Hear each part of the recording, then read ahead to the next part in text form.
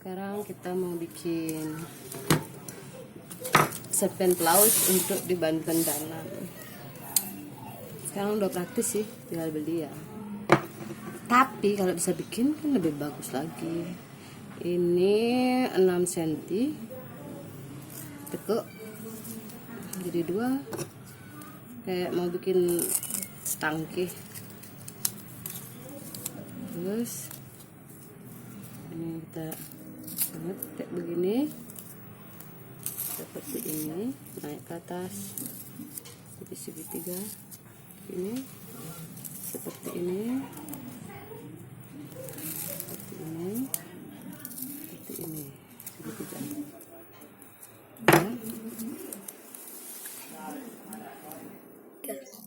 Terus kita gabungin ya. Sekarang kita mulai jahit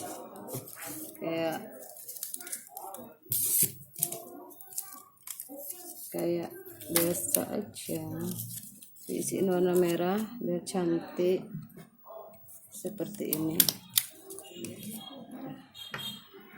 Sampian blouse untuk di Banten Dalam.